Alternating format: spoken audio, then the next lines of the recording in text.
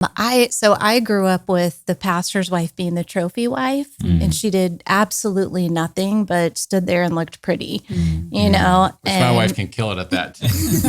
But she does more than that. Two things I said I never wanted to be was a pastor's wife and a missionary. And so when we were dating, he was actually going to be a doctor.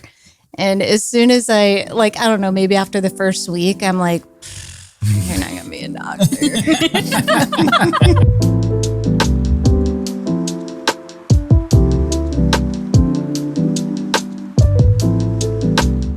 Welcome to season 6 of the Jacob Sheriff podcast. We are kicking things off this year by starting our recordings at Jubilee. And as you can see, we've got some guests with us, Jim and Mary Baker from Zion Christian Fellowship. Yeah. Where are you guys located? Right outside Columbus, Ohio, in Powell, Awesome. Ohio. Well, thank you guys for joining us. They're here visiting as guest speakers at Jubilee, but we didn't want to miss this opportunity to just get you guys on the podcast, get to know you a little bit, and spend a little time with you. So, Thanks for having us. I want to get us started today, just by a little fun exercise. Could you guys tell us, Hannah and Jacob, you collectively can answer this, and then Jim and Mary, tell us about your worst date. The worst date you've ever had. Oh no, you're the guest. Yeah, we're okay. totally ready to hear. Like worst date with each other or worst date ever? Well, I was going to say with each other, but you can answer it however you like. We'll keep it in the covenant here. So do you want me to tell it and you'll fill in some blanks? Sure. So we had been dating about 2 months. And so let's just say we fell for each other pretty hard. We were one step below baby talk after about 2 months. And so we're pretty close to that, shamefully. And so she came home from college, and so we're visiting. And so I was, as they say in Latin, Maximus Brocus. And so we didn't have any money. And so it's her last night before she's going to drive from Indianapolis back down to Florida to Bible college.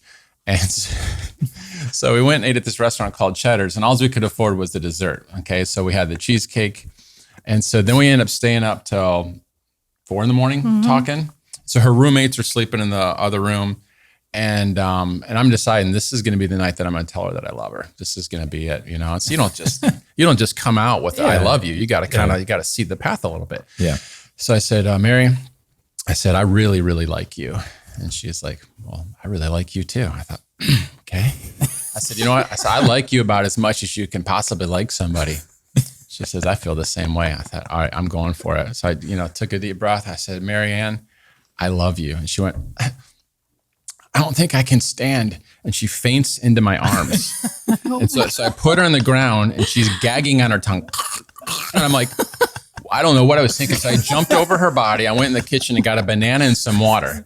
And so I thought she needed some potassium. I don't know. And so I'm kind of like nursing her back to health. I kind of got her in my arm. I'm trying to get her some water. And she says, I don't feel so good. Do you think you can let yourself out? And she goes in the bathroom and starts throwing up. And she comes out and I'm not going to kiss that, And so she goes to bed. And so I drive home bewildered, And so, this is before cell phones. So she's driving back to Florida. I'm driving back to Michigan. So it's 36 hours later. I still haven't heard an answer. Whether or not she loves me, whether the thought of me loving her makes her want to throw up, One way to get out of a response. Yeah. And so I'm going to jump in. Okay. All right. I feel like that is his side of the story. Oh my gosh. I mean, that's mostly right. I got to finish it with my dad, but keep going. Oh, yeah, for sure. But I had to get up at 6 a.m. the next morning to drive to Florida from Indiana with my roommates. Probably 18 hours or something. We had been up all night. We didn't eat food. All we ate was cheesecake. So of course you're going to feel sick and you're going to feel fainting at 4 a.m. when you get this big emotional thing come over you. And so I don't think I said, I don't think I can stand. I think I said, I think I'm going to faint because I am kind of a fainter. So I know when it's coming. I will warn you if I'm going to faint and you can catch Let's just say if you want the room to get slain in the spirit, start with her. Yeah, so. That kind of is true. Oh, man. But anyway, I did not know that I gagged on my tongue until the next day, hours, because we didn't have cell phones. So then when we finally talked, he told me that I gagged on my tongue. I was mortified, like totally mortified. There's no nice way to man. tell somebody that. Yeah. Okay, so go ahead But with you your looked dad. beautiful. while you were doing that, so. I don't remember you holding me like a baby. Like You were nursing me. unconscious. You were literally unconscious. I remember waking up, staring at you, and you had bananas and crackers in your hand. Anyway, so I go home. I wake up the next morning. I'm going to drive to college and back to Michigan. And I talked to my dad, and I'm like, Dad, you're not going to believe it. I said, last night I got up the courage. I told Mary I loved her. She faints into my arms, and she goes and throws up. My dad, he gets this far off look in his face. No kidding. And he says, that's the strangest thing. The first time I told your mother I loved her, she threw up all night.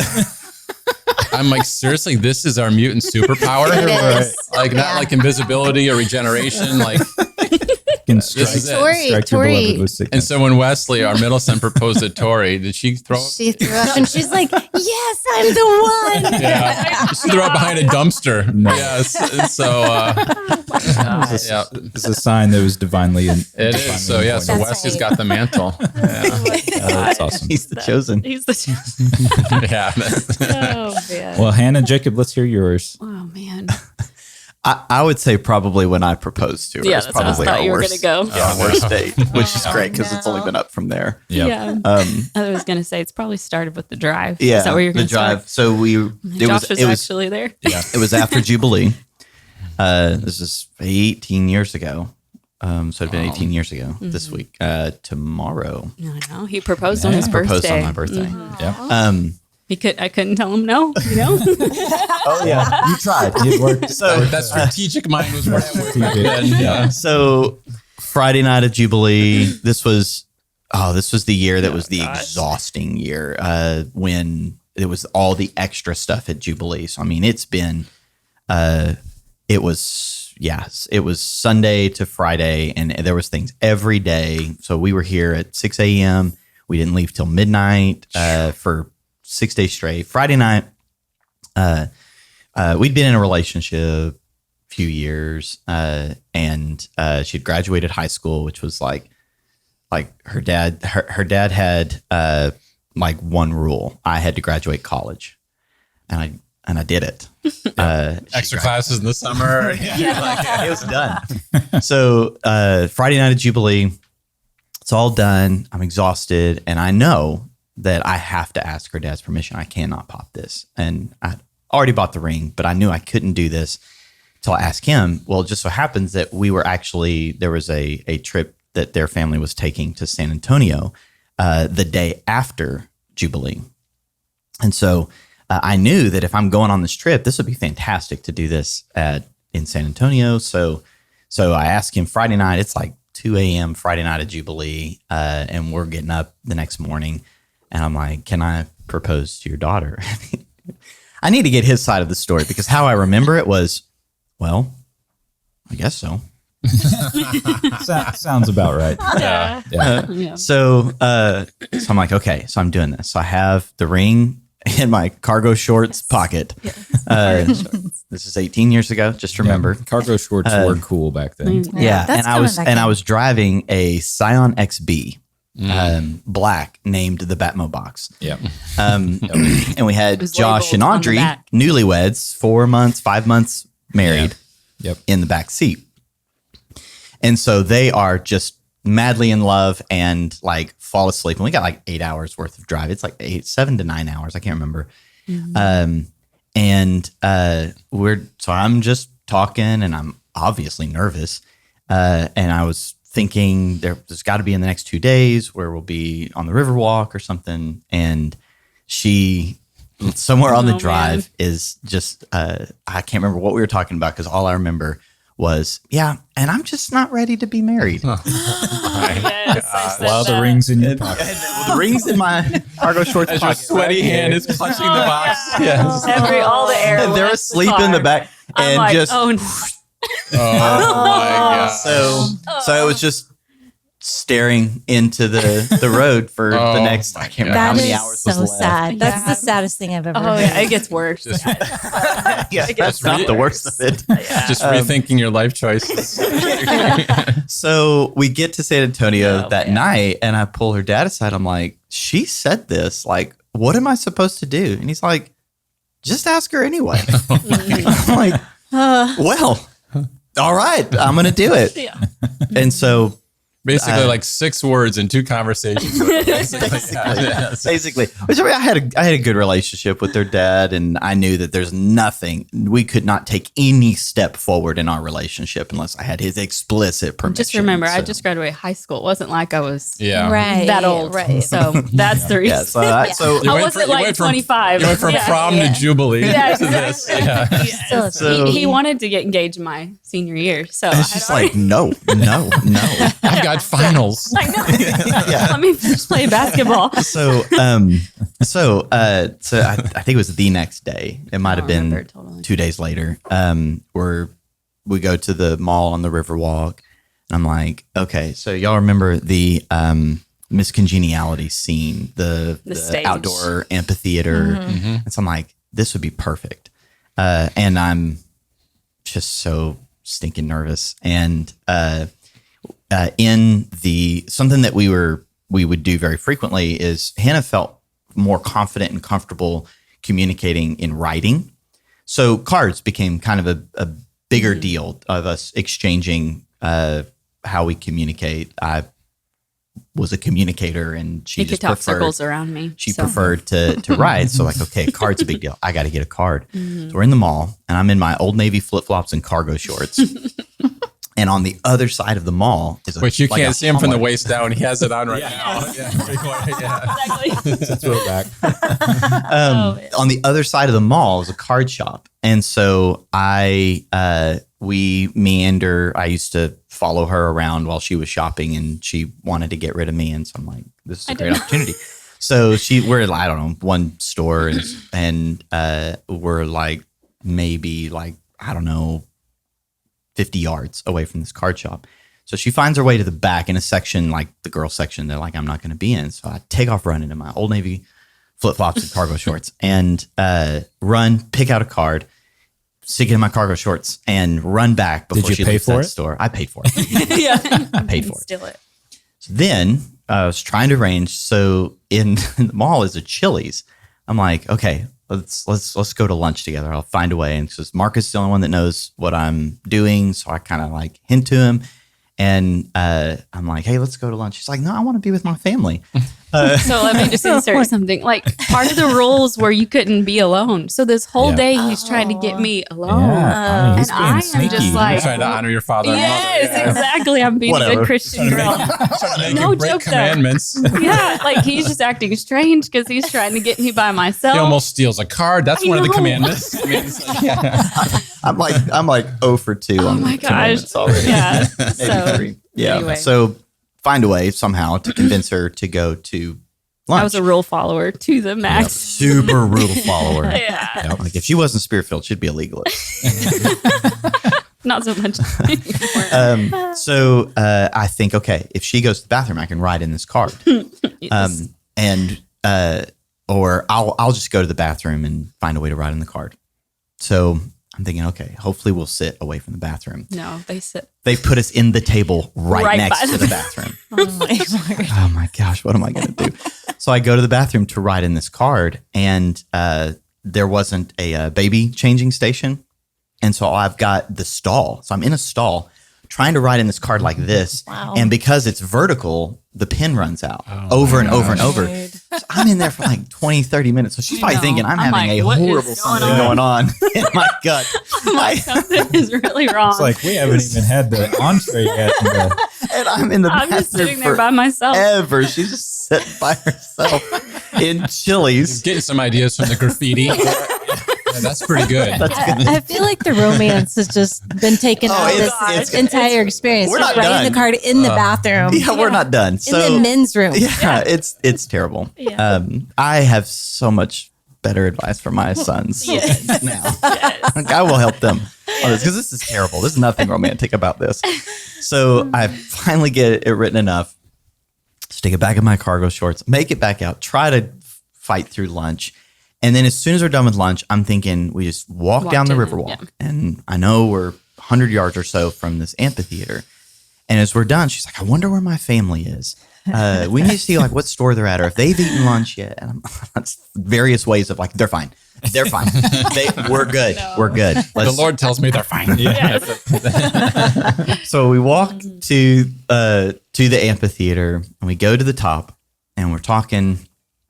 And right as I'm about to turn to get on my knee, there's no one in this amphitheater except a homeless person walks up and sits maybe 10 feet from me. This is a giant amphitheater, and he has a sack lunch, and he comes and sits down and just starts. Oh my goodness. Could it have been an angel unaware?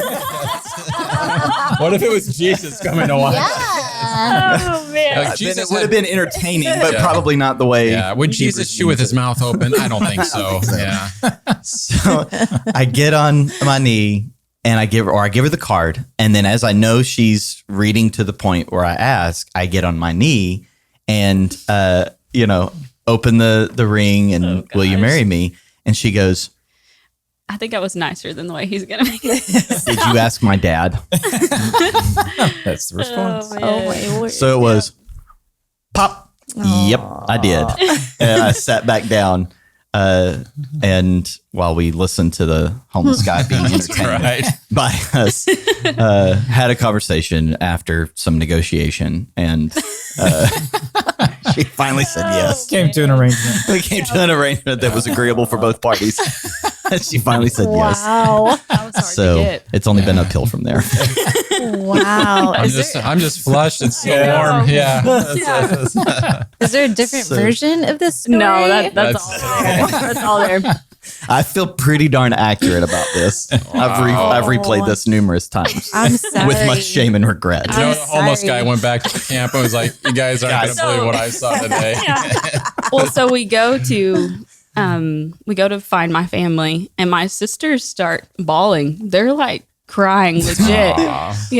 Like not so my happy heart for you is crying. just Like we're losing you. Who do you think you are I crying? know. Breaking up the What? family. You're breaking up the family. Yes. So her So two this is youngest all the sisters are things just going on. and one of her sisters has a very intense, like, I hate you look. And it just gets lasered in on My her. one sister, Abby, she was gone. The one that's happy for her Yeah, you needed is not Abby. there. You definitely needed Abby there. Yeah, she wasn't even there. But we overcame, and everything's good now. That night, After 10, 12 years. After a yeah. decade, we were good. We made up for it. So I think we learned a lot. I was an older sister to 3 younger sisters, and I think my youngest sister at the time was maybe 10. And to think about that now, like that was a lot for them. And then earlier that year, me and Audrey had gotten married, and so Thank you, Josh. They had the recent listen to his recent loss of Big Brother, Yes. but even Big Sister is even a bigger deal. Yeah. So I think it was just all those dynamics. But I always tell him, like, you stuck around through all of that. Yeah. You must really love me. Yeah. So I might not be the and we had biggest a lot to romantic, walk out. but I do love you. Even with his younger sisters, they weren't super excited. So she gave you the So toughest it part of your was marriage right at the just a beginning. lot. That's It was a lot. Yeah. So So but you it's had to made us spend who we are. Did you have to spend like a week together then, like with their family, all crying about it? Yeah. That's Yeah. awful. Yeah. I'm So so sorry for you. Yeah. And Audrey and I were happy. Yeah, they were happy. Like we know what this is I about. know, This is yeah. fun. Yeah. it's Josh was great. Yeah. They were good. Yeah. It was actually Josh later on that he sat me down, like, Hannah, this is okay, and he just was a really great person. And he was rooting for Jake. He was like, Someone had to be my camp. oh man, this is just a much longer story. I think we've told that on the podcast. I don't That know. was just That's a great story. Bits of it. Yeah. But that's our worst date. Yeah, that's, So- that's a good one. Well, Started off with Kind a of bang. sad. with Let's that make it beautiful happier. romantic backdrop, I want to move into our topic today, which is marriage and ministry. So I'd just like to kind of open up some conversation around what it takes to endure in marriage, especially, inside the context of ministry. So Jim, Mary, how long have you been married and in partnership and ministry together? Just maybe give us a little bit of your background and how long you guys have been at this. It'll be 30 years in October. Wow, that's awesome. So it's come up on 3 decades, and it's been good. 30 years married, is that what you 30 years married, yeah. Wow. So Jim was in seminary our first year of marriage. Like we got married mid-semester, first semester. Wow. So it's been all the whole time. This is before before computers where you could edit everything. They had the old word processing stuff, and so I would handwrite my papers. We had 30-page papers. Wow. We had to have at least 30 sources, and so I would handwrite them all because I wasn't really great, and Mary would type them. And so it's I would always wait till the night before, and so it's 3 a.m. That was a trial in our marriage. There you go. And it's each line. And if you make an error, you got These guys don't know reformat. what you're talking about. They're too Right. I mean, it was, Actually, do you know what a typewriter is?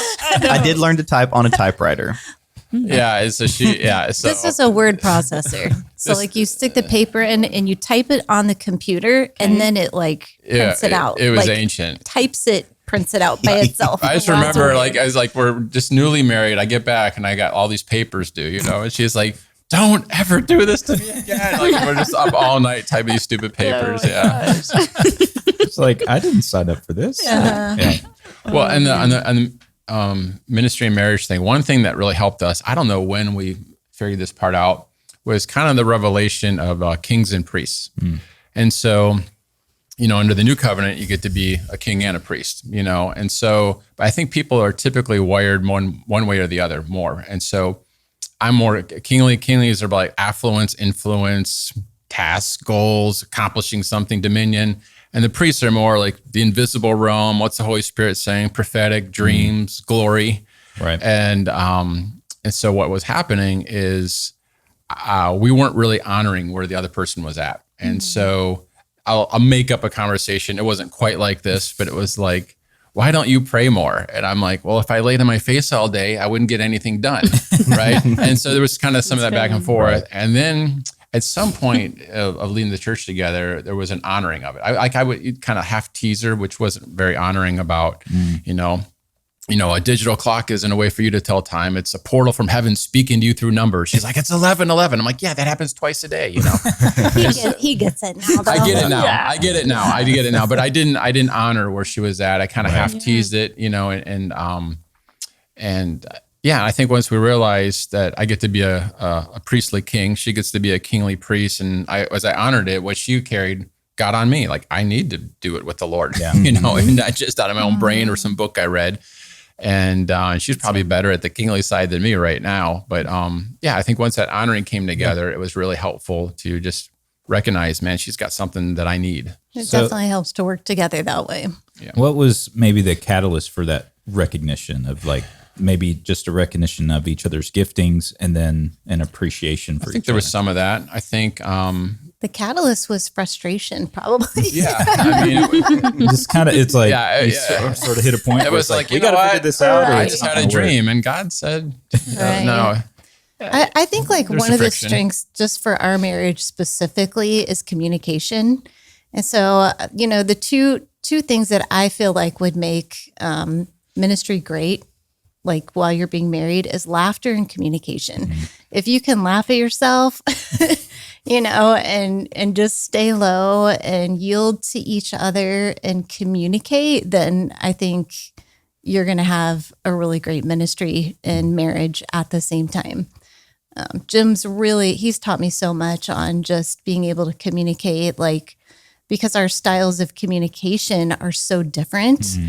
I am very straightforward, I'm just going to tell you, I'm skipping to the end and I'm telling you the end of the story. Right. Where some people, this isn't so much you, but kind of you, is because he's a teacher, he goes around 3 trees in a bush to take people on a journey to get there. I'm also a grace guy, and so he's a grace guy. As I'm laying there bleeding from your direct statement, I'm but I'm why are you upset? I love you. That's why She's I'm telling you the truth. I'm I don't want to hear the truth. I want to hear how awesome I am, right?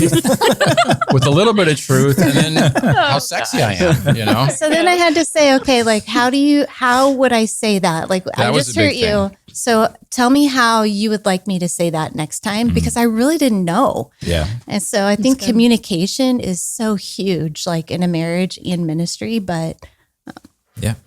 Well, and that's awesome. laughter. We laugh. What do you guys think of that? Is that I want to hear more on that stuff because that's fantastic. It is. That's It good. is. How did y'all work through that in the season of having your kids? Because you have 3 kids. That's not a small endeavor, while leading and working together and communication becomes, you have compressed time. So without sacrificing the value of communication, you have to compress the amount of communication. How did you maximize the value of your communication when your time was compressed? Well, I think one of the things we did, I felt like we had a date night every night. Like we put the kids to bed. You know, we would say that, I don't care if you go to sleep. Don't come out of your room. Your mom and I need time. Yeah. 8 p.m. Like I could hear them playing there. I could care less if they're playing in there when they're little. Just don't bug me and mom. Like we need some time together. And so like every night kind of was a date night, whether we were binge watching Smallville or we were just, staying up and talking. And I think just seeing that she genuinely wanted to do ministry with me and not just like, maybe not every spouse wants to do it like that, but she did. And just realizing that it means a lot to her when I would share my whole day. Like when I'm done with my day, I'm done with my day. I don't want to talk about it. Like I just lived it. It was terrible. Pushing replay is not my joy. Yeah, I feel that. Yeah, but then just realizing, okay, it means a lot, Yeah. And then what did they say? And then what did you do? What were they thinking? I'm like, I don't know. I think they hate me. That's what I think they were thinking. And Like, do you need play-by-play? Because I would love to just summarize it. right. And so, asking those impossible questions, And so, but then I just learned to enjoy it. I'm like, man, here's this precious woman, and she's looking.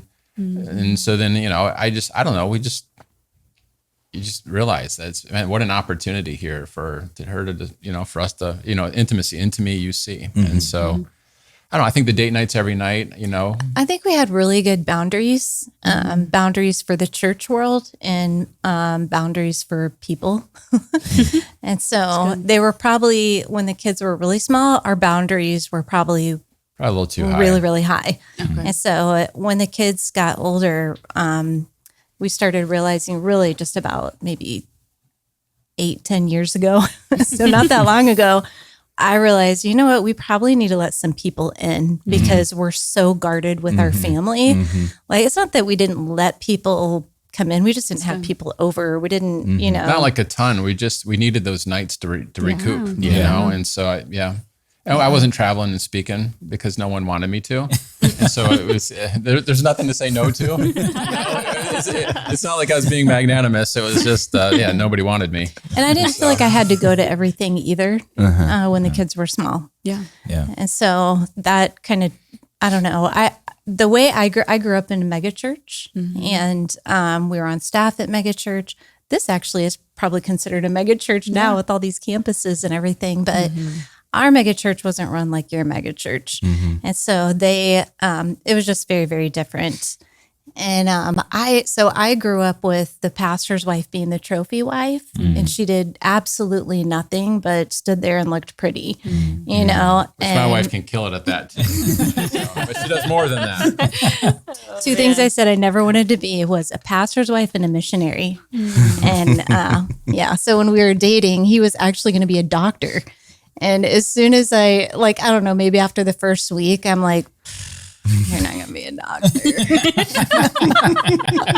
Yeah, because she's like, once I saw you cut meat, she's like, oh my gosh, she's left-handed. Have you ever seen a left-handed person cut? It's not like something to be entertained by. It's so scary. It's not like, hey, everyone, gather around. Dad's about to cut meat. It's so good. Yeah. Oh my gosh. Oh man, I wish we had some meat here. That'd be great. Let's That'd be great visualize content for the or an for apple. the An podcast. apple is very, very scary. Okay. Cutting an apple. I could see that. I'll give her that one. Well, I think one of the things we kind of picked up early was work hard, play hard. Yes. And so it's not about being lazy. It's not about shrinking back. I mean, this is our one and only life. So we want to accomplish things. And so, if we had we did a lot of conferences at our church, and we don't do as many now, but we were doing a lot. And if we had a Friday, Saturday, Sunday out, we would take tell the whole staff, take Monday off, be with your family, get some reparative time before or after. And so the kids knew, hey, we're going to I'll go see a movie and pizza on Monday. And, just give them some things to look forward to. And we didn't make them go. When they were little, they obviously had to go. But when one of them was old enough to stay home, we gave them the choice because we saw so many pastors' kids turn from the Lord because they were forced to go to church all the time. And so that was one thing. We wanted the boys to love Jesus because it was because they loved Jesus. It was their choice, not because we made them. That's good. And when we would have really great guest speakers in, I mean, we just had just amazing people in. And so I felt like the kids paid a price for us being gone. And so we would always make sure the kids got to eat with the guest speaker. And if they were prophetic, we'd have them prophesy over the kids. And it's like, you pay a little bit of price, but you get to, get some back end. They get the perks. Yeah, they get the perks. Being a and pastor's so kid. it was great. That's our speakers would tease. I remember James Maloney teasing the boys and just, it was just really special. That's cool. You're thinking about the 5, yeah. They gave Joshua 5 words of wisdom. It was no gay, no drugs. It was like all this stuff. It's like no strippers or what are you talking about? It was awesome. Joshua was just a little kid. He's like, okay. He's like, yeah. He still remembers it. He remembers the 5 things. Core memory. Yeah. It's one of the islands in his brain. Yeah. That's awesome. That's good. I think one of the things just real quick with the kids that was really special is we made bedtime a really big deal. And so we would read them like God's Generals. We would read, the chapter's a little long. We'd read part of it and we'd just talk about what they did that was incredible. I mean, we'd read about Jack Coe going on trial for being practicing medicine because of so many miracles. And during the trial, him and his friends get words of knowledge, start healing the sick in the audience, and they dismiss the case. And it's like, we need to hear those. We need to see what's possible. And so I wanted to paint those things in the kid's heart. At an early age, we read, I think it was called Modern Day Mystics. And those are a lot shorter chapters, the Flying Friars. I mean, people, there was a fire and they actually flew up to this, they these awesome things. And then we had funds too. We'd tell superhero stories. So Princess Mary would get rescued. And so I'd start the story and you pass it to the next kid, pass it to the next kid. And we had fun, and then we would just kind of, one of the things we'd give them identity questions. And so I pictured a drill sergeant, what soldier, what's your name? So I'd catch him at the worst time. And I'd be like, what's your name? Joshua Baker. Who are you? A child of the King. Who is in you? The Spirit of God. Who is upon you? The Spirit of God. For what purpose? To change history. What's your mission? To bring heaven to earth. And so it was cute because they started getting it on the inside and they'd be like, Dad, can you ask me the kingdom questions? Right. And so we lay in bed and so we just prophesy them over at night. And I would say, it makes me a little emotional. I'd say, Joshua, man, if I was your age, you and I'd be best friends. You're such a good friend to people. I love the way that you're a leader in every room that you're in. You're a creative genius. You come up with solutions and just lay with them and just have that unhurried time. Yeah. We still, they're still in bed by 8ish or something like that. So we start earlier, but I think just that slow down, connect with your heart. I'd say, has Daddy made any promises to you that I didn't keep? Because, if you tell a kid I'm thinking about it, they think it's a promise. Swear to you. It's blood oath. And so, and then, and I would ask him, has anyone hurt your heart you're having a hard time letting go of? Just probably once a week I'd ask him that just because unforgiveness is deadly. Yeah. So we just want to make sure they got rid of that. And we would, they would often have prophetic dreams and we'd interpret those in the morning. I mean, every morning Mary would say, okay, anyone have any dreams? And so we'd talk about them, interpret them together. Except sometimes they would have dreams about what was happening at the church. And we're like, oh, that was a great dream. Let's not interpret that way. They had thank you. I needed that. They had warning dreams about people in the church that were going to do bad things and stuff. And they were right about them. They didn't know who it was, but we knew. Wow. And so it was, Anyway, what about you guys? Wow. Yeah. I feel like we've overtalked. Well, you're the guest on the episode. It's good stuff. We We're want to taking hear notes. from you. Yeah. Let's see. We've been married almost 17 years. He was a youth pastor when we got married. So been married that long. Did you guys do the catering at Chili's? Yeah, really. I'd take her to Chili's every once in a while for old time's sake, babe. Put us by the bathroom. Yeah. I've got a note to write. That's right. Yeah. We're going to get him one of those astronaut pens that writes upside down. Yeah. That's good. I would say we knew we were getting into this together. I think that was part of just that dating story that was like, are we sure we're ready for this? We both were aware of the call on our lives. And that's something when like a couple have gotten married and then they sense that call after they've been married, we spend time talking with them and working through, because there's just so much they don't know. But I mean, I grew up in a pastor's home, so there was a lot of awareness of what that is, and I didn't want to do it until I was somewhat through college and felt like, okay, this isn't just a thing I know how to do, it's a call. And so we knew that going into marriage, and so and we're both pretty serious people, so we took it seriously. Responsible is what I like to call it. Responsible. High value for responsibility. Yeah, not boring, just responsible. So, where was it going to go? Mature. There you go. Sure, that's the way we like to say it. Yeah. But I would say one of the things we've always said when it comes to ministry or just life in general is we're on the same team, that there's a sense where we carry it together and not, because what we struggled in our dating time was we're so different, kind of like you guys just described. I'm like, I'm learning so much.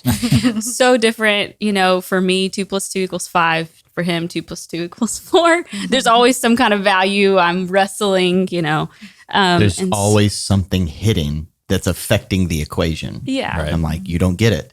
2. It's not logical to me.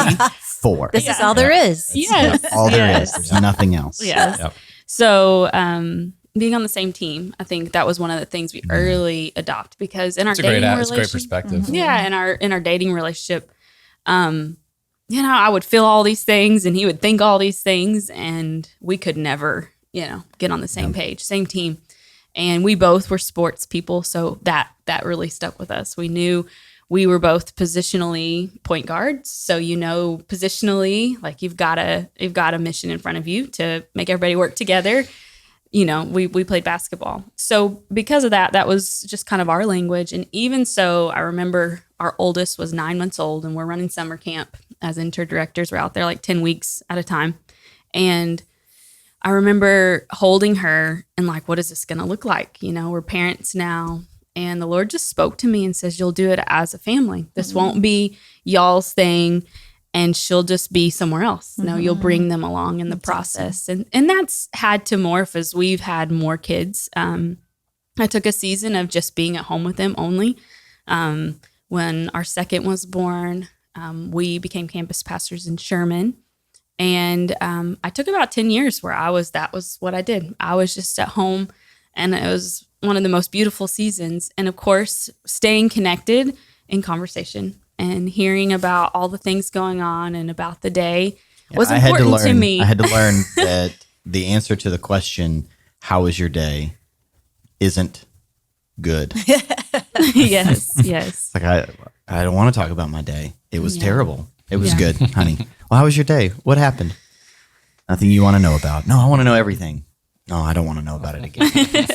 I had to learn how to not answer questions that way. Yeah. So kind of feeling that mission together, and then going into a season of raising kids, it was a hard thing to just even figure out, but we did it. We're still in the middle of doing that, and communication was vital because, I tended to be more, especially after having kids and when you're taking care of them all day, though I'm internally thinking through things, that's the season I'd say I've become more of an external processor with him, because I didn't have the time to think about it for days and then bring my refined thoughts. It was more like nightly we were talking through things. So I don't know that I would say they were the same as like a date night nightly, but every night it was calibrating conversations to make sure that's powerful though. Yeah, that we weren't going two different directions. Yeah. And we just had to be intentional about it. He'll joke and about he's going to sleep, and I'll be like, wait a minute, we got to talk about that thing.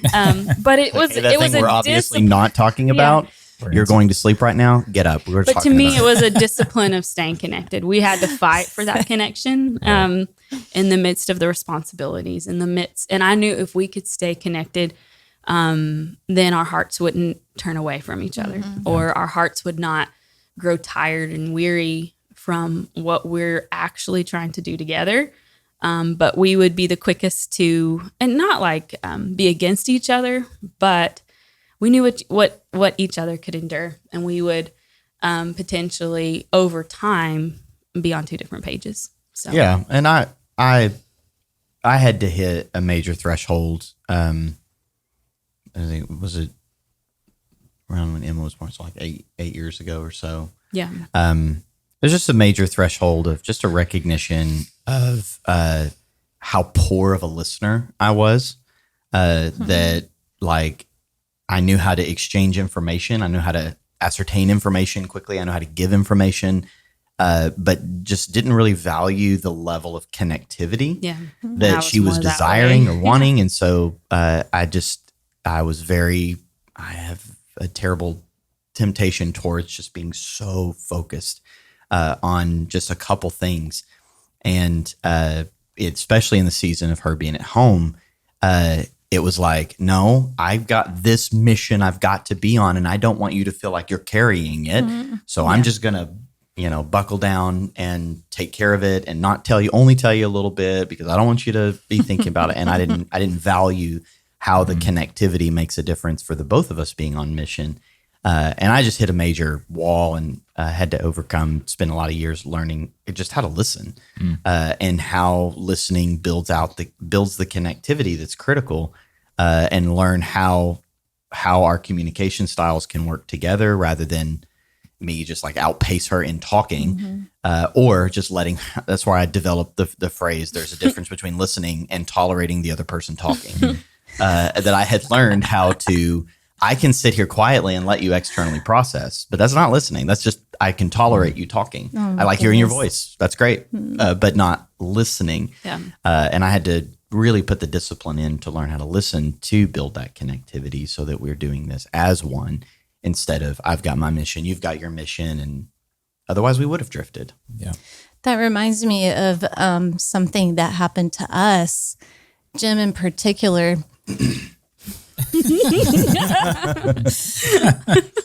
We had I'm going to preface this with wives. Sometimes we need to know all the information because we might have a strategy from heaven that you're missing. And so we need each other. We really do. And so sometimes men, or it could be the wife, just wants to do it alone because they're trying to save their spouse or whatever. But we had like 3 speakers in a row come in, and they all gave him the same prophetic word. And it's the only prophetic word she remembers over my life. The word was, listen to your wife. You need to listen to your wife.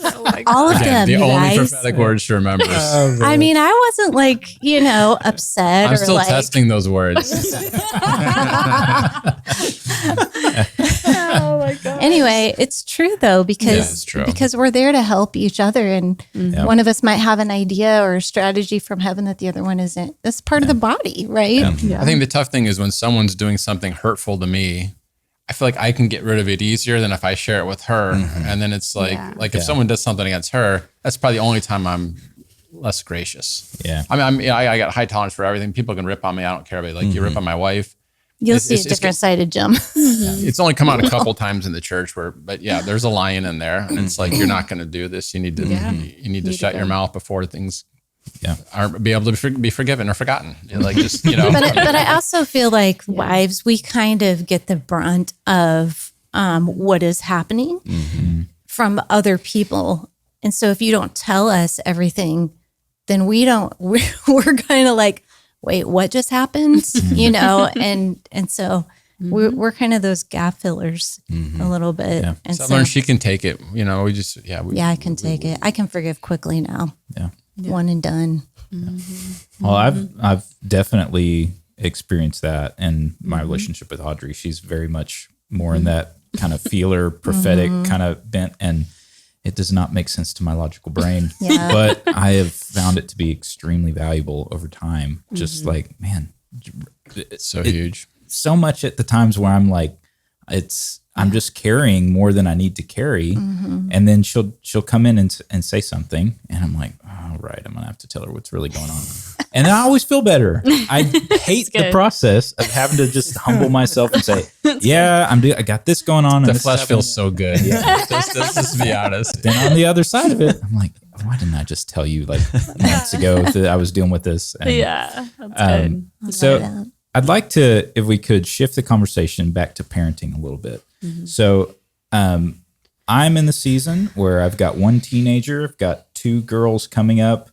You guys have a teenager. We're kind of in this transitional period, but I'd love to hear from you guys of like, how did you navigate that season with your kids, and kind of where did what pitfalls maybe did you see or avoid in trying to kind of navigate that period of time where they're becoming more responsible, where they have to become a fully functional adult or human by the time. Yeah, they got to choose Jesus for themselves. Exactly. Yes. And what did you guys? I will say, I'm pleasantly surprised. One of them, his room, I swear he was trying to like do an experiment to see how many flies he could attract. And it was bad, and like no matter how many times and, positive reinforcement, negative, like, but now that he's married, it's like, he changed. I'm like, his new wife can handle it now. I'm done. Well, it's just funny because, they're like, you're like watching them grow up and you're like, I don't know. And then they get married and they're like, they're fine. They're fine. Like they didn't do any of this for us. They didn't pick up, it's like, how can you not take the dish from the sink? Like just stick it instead of the sink, stick it in the dishwasher.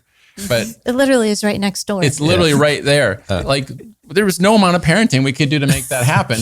And now they keep their houses clean. They have their own houses. So I'm like, we're celebrating because we planted seeds. We raised up 3 members of society that can now give back. They're giving back. So we're like, we did it. It's over. We won. So encouraging to hear that they actually learn how to clean. I have this dream, this desire, and I'm wondering if you guys are going to fulfill it. That like, I want to go to my kid's house one day when they're married, and I'm going to get every cup out of the cupboard and drink just a little bit and leave them half drink around the house. I'm going to dirty their dishes and put them right in the sink, or just leave them. I'm going to throw clothes on, throw their pillows out on the ground, and just enjoy being at their house. That's right. I would not do that to their wives. I wouldn't. That's true. I couldn't. Yeah. I think just like a marriage, it's important to have that heart connect. Proverbs says that you can guide your child with your eye. And I don't think it's like the evil eye. I think it's like, I'm looking into your eye and I'm seeing how my behavior is affecting you. Yeah. And I'm going to adjust it based on that. And so there's times, so we really like Danny Silk, his parenting stuff. I was going to say 2 words, Danny Silk. Yeah, his stuff was really good, but basically parenting from the inside out rather than outside in through threats. And so so there's Foster and Klein had written this book that kind of is like the secular version. Danny trained under them, and so they had a book called When Kids Leave You Speechless. And so it's like all a bunch of scenarios, like when they bite each other, when they lie, they do all these things. And so the kids would bite each other, do something, so we'd send them to the room so we could figure out what to do. So we'd pray, we'd read like the chapter in the book, we'd pray and we'd go deal with it. Well, our middle son is brilliant. He finds the book and reads it. He sees it on our bed. So he reads it. And so we go in there and he's like, oh, I know what you guys are going to do. You're going to try this. We're like, probably so. And like we leave, and we go like pray, I think they just keep in the heart connect though. I mean, there would be times, they didn't get a lot of spankings from me. I just ended up teaching them about grace. They got a few spankings from me. Mary wanted to learn about justice. I was with them all day. Yeah, I come home and she's like, these kids need spanking. I'm like, in cold blood? Like, I just got held. But I will say Danny still changed everything. It did. Because once I realized, you give them choices. You don't just tell them what to do. Yeah. I get it now. But there would be times though, I would sit, whenever I disciplined them, I had them on my hip. And so it's like, I got my arm around them. And I would just share my heart with him. I'm like, listen, when you're doing this, it's scaring me. I'm like, I don't like when you talk to your mom like that, it just really scares me. I don't know how to handle it. I'm like, I love you so much. And I see you treating mom like this. I'm like, this isn't you. And I begin to remind him of some of those prophetic words. I remember reading this story in this business organizational book. It's about this young man. He was in an Indian tribe. He was his dad was the chief, and he had done something, had like hurt somebody in another tribe. And so all the elders gathered around in a circle around the fire, and the young man sitting next to the dad, and the different tribal elders began speaking about who he is. I remember when you were 8 years old and you killed your first deer and you showed such incredible courage. They began telling stories about who he was. And by the time he was done, the kid was crying. He'd never been scolded, never been told how horrible he was.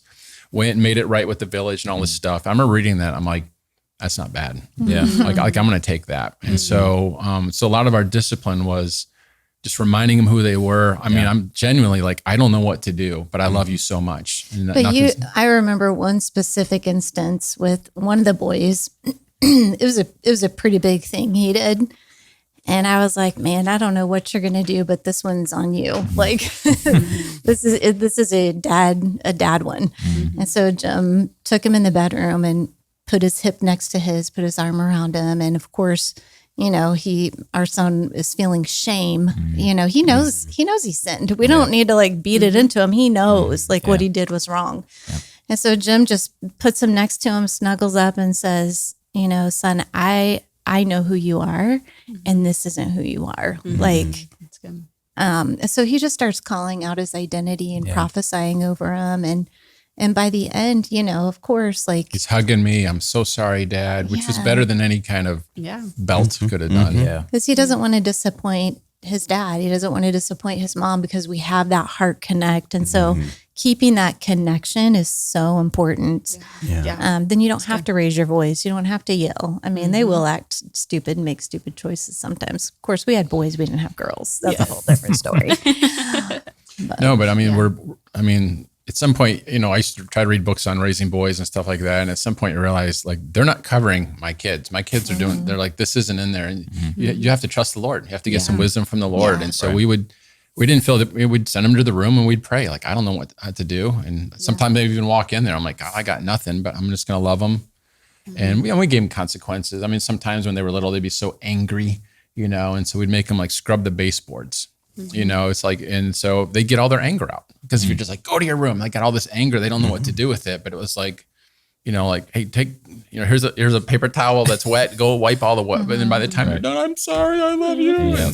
Or like the Danny Silk does the chore exchange. So if they didn't do their chore, they get to do one of mine. If I end up doing their chore, Mary would be like, I'm about to pick up your room. No, because Mary's chores are way worse than your chores. And I'm like, no, they're like tearing up there. And it's like, that's all we had to say. I'm about to make your bed. Oh, that's